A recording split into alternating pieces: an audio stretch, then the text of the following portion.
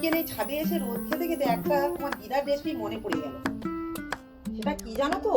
মুগেশ্বরী পটল। ও আচ্ছা, দিদা একবার বলেছিল না মা মুগেশ্বরী পটলের রেসিপি। চলো মা আজ তাহলে বন্ধুদের দিদার রেসিপিটা করে দেখাই। আমি কড়াতে 100 গ্রাম মুগ ডাল ভেজে নিচ্ছি, নিয়ে লাল করে ভেজে নিয়ে একটা পাত্রে ঢেলে নিলাম। জল দিয়ে ওটা 5 মিনিটের মতো ভিজিয়ে রেখে এধারে কড়াইতে তেল দিয়ে পটলগুলো আগে থেকে ছাড়িয়ে রেখেছিলাম, দুধারে একটু একটু কেটে নিয়েছি। পরিমাণ মতো লবণ ও হলদি গুঁড়ো দিয়ে পটলটাকে ভেজে নিচ্ছি। চাপা লাগিয়ে দিলাম।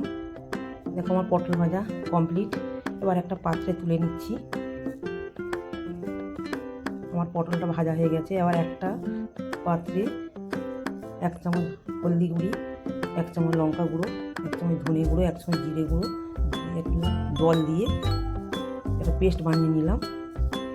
এবার এধারে কড়াইতে তেল দিয়ে 2টো শুকনো লঙ্কা, একটা তেজপাতা, 2টো বড় এলাচ কাঠচোকালি আর 2টো লবঙ্গ, জিরা ফোড়ন দিয়ে জিরাটা ভাজা হয়ে গেলে গ্রেট করা আদা তার মধ্যে দিয়ে নেড়ে নিয়ে সেই পেস্টটা দিয়ে নাড়িয়ে মুগ ডালটা ভিজানো দিয়ে দিলাম। তারপর পরিমাণ মতো চিনি দিয়ে নাড়িয়ে জল ঢেলে দিলাম। অল্প অল্প জল ঢেলে চাপা লাগিয়ে ডালটা সিদ্ধ করতে হবে। ডালটা মুখ ফেটে এলে, দেখো মুখ ফেটে এসছে, এই যে পটলটা ভেজে রেখেছিলাম তার মধ্যে দিয়ে পরিমাণ মতো লবণ দিয়ে হাফ কাপ দুধ ওর মধ্যে দিয়ে দিলাম।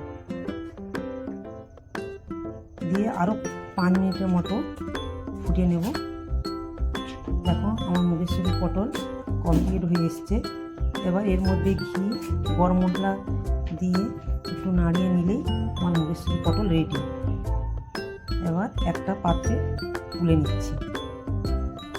দেখো কি সুন্দর কালারটা হয়েছে এই রেসিপিটা। নিরামিষে মুগেশ্বরী পটল আমার রান্না কমপ্লিট হয়ে গেছে বন্ধুরা। তবে আমার এই রেসিপি যদি তোমাদের ভালো লেগে থাকে, লাইক কমেন্ট শেয়ার করে আমার পাশে থাকবে। আসছি আবার পরের ভিডিও নিয়ে।